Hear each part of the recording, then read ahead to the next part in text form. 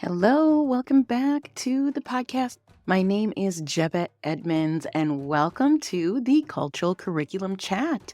I'm so happy that you're here with us today. We are going to focus on words and phrases to use and avoid in DE&I communication. Before we begin, don't forget to hit that subscribe button so you never miss an episode.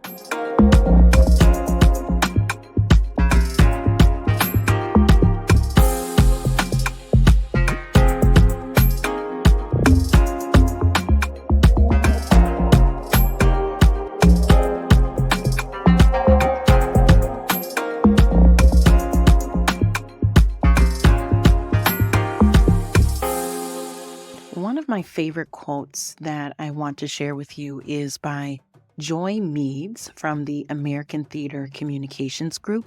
And she says, and I quote, "We are not doomed to act on our unconscious biases, but we can't overcome them unless we know what they look like and where they live." Last week's episode, we talked about key vocabulary terms in DE&I. In one of those terms, we touched on unconscious biases. And so when we are thinking of these common phrases that are not good to share anymore, a lot of that stems from these stereotypes and attitudes of our unconscious biases, of the adults that were in our lives and how it shaped our expressions of people. And not knowing the underlying effects of these phrases that are very common in our vernacular, but it also hinges upon the underlying nuances that really harm different cultural groups in our society. I found a really great common DE&I language reference guide that I will have in the description below so you can look at the multitude of harmful phrases that have been touched on, and also they have given you great strategies of how to turn these phrases and reword them so that they are not inflicting more harm towards others. So I'm going to share a couple of these harmful phrases and what particular marginalized group it affects the most. And then I'm going to give you examples on how to rephrase it in a way that it is not causing harm. So for example, a harmful phrase that you might have heard about geared negatively towards Asian Americans is gung-ho. And instead of saying that phrase, we need to reframe it and change it into being, "I am so enthusiastic about something," or "I'm so excited about something." Another harmful phrase that you might have heard or have used as well is the phrase "long time no see," also very harmful towards the Asian community. And so you can change that phrase into, "I haven't seen you in a long time," or "it's been a while." These are some phrases that you should use instead.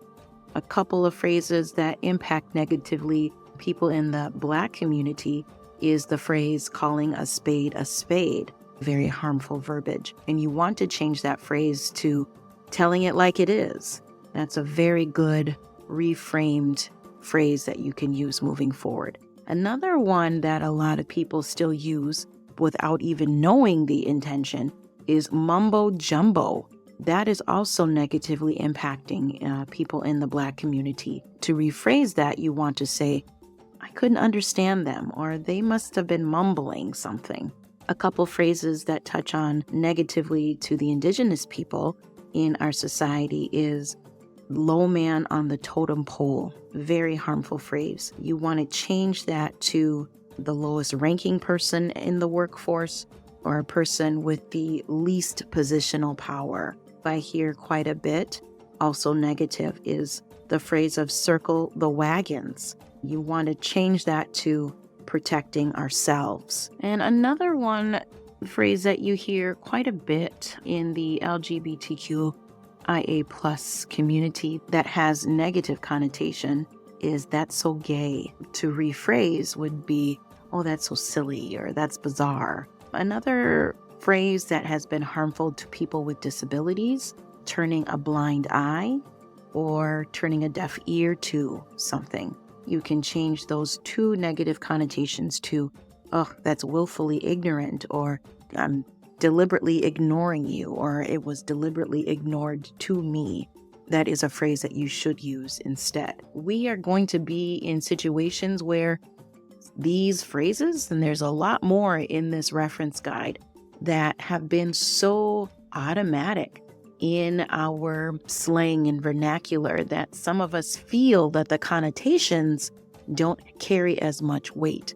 But if you are a person in these identities and cultural groups, it does still carry weight. It still has that, nails on the chalkboard feel when you hear these phrases. And when people don't call out those phrases to check and correct that phrase and educate others of what, we can't say that phrase anymore. Or, I heard something on Jeba's podcast that these are some phrases that we should turn it into a better connotation by using these new phrases to get our point across still, but with a more positive connotation to what we mean. There's tons more in this reference guide that are even more hurtful and harmful that I just don't feel comfortable sharing. I just wanted to give you a touch of some phrases just to get your mind into that space of, wow, this is pretty common. And I found myself saying these phrases too. But now that I know the negative connotations behind them, I know I can do better. So if you say these phrases, we are all human, but we all need to understand when that does happen, that we need to have that growth mindset of, I will do better and I will hold myself accountable. I really want you to practice this by thinking about when you are in the moment and you do say something. Then I want you to say "oh, I am so sorry. I meant to say something else." Or "I'm so sorry. I really stepped in it this time. I will do the work and do better." Last week's key vocabulary exercise, we worked on a journal prompt, and I'm going to have us do that again with ourselves today for a new journal prompts. So if you do have your journals with you and your favorite pen, I'm going to have you think about a harmful phrase or hurtful saying, and I want you to write that hurtful phrase at the top. I gave you some examples in this episode, but if you just kind of think back and reflect of some things that you have said without the intention of harming a particular group, but you still said it anyway, think about the context clues of what that could be pointed towards of a particular group. So when you think of that harmful phrase, you write it down in your journal, and I want you to kind of think of that phrase in if it was said out loud. And I want you to write down these 3 prompts for me. So the first prompt I want you to write down is, how do you think they feel about this phrase?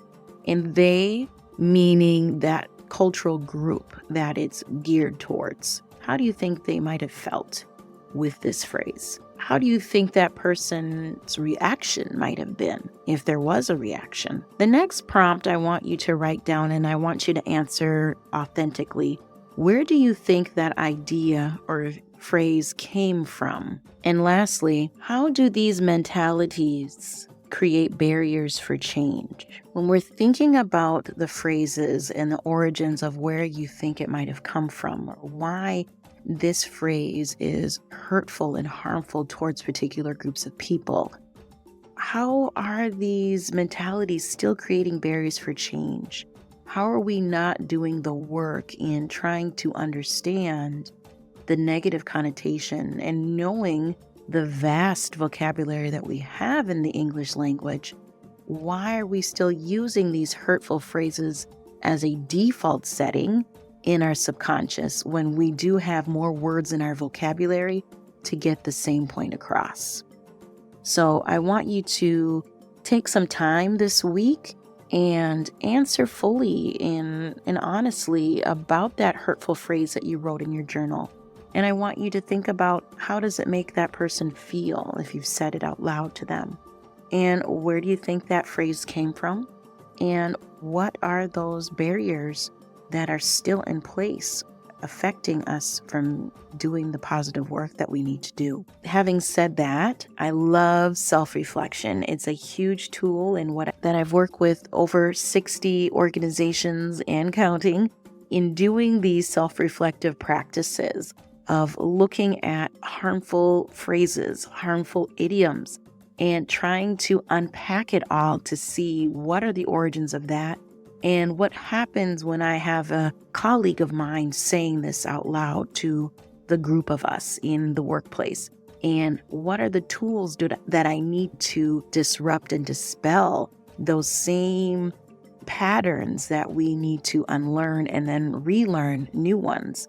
I have created a wonderful resource for you all to check out and enroll today. Think about this as a launching point of creating your own diverse and inclusive culture. And I can't wait to help you and your organization succeed. Our interactive training will help you identify these biases that you hold dear so that you can mitigate the risks they pose to your organization.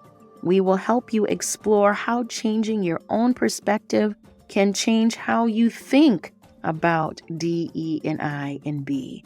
So, how to be a culturally competent leader digital learning course will take you on this 5-part diversity course where you can learn how to recognize, understand, and eliminate the unconscious biases that is hindering your progress for positive change. Enroll in my course today and start creating that inclusive and culturally competent workplace on my website at jebaedmonds.com/digital course. Now, before we wrap up, I really want you to take the time to sit with those prompts that I have shown you. And I also want you to, of course, enroll into my course so you get up-to-date and more vetted materials so you don't feel so overwhelmed. And I also want you to go forth and practice those new rephrases so you can show your friends in our marginalized communities that you do have their back. Thank you all so much, and I can't wait to see you here, same time next week. Bye-bye.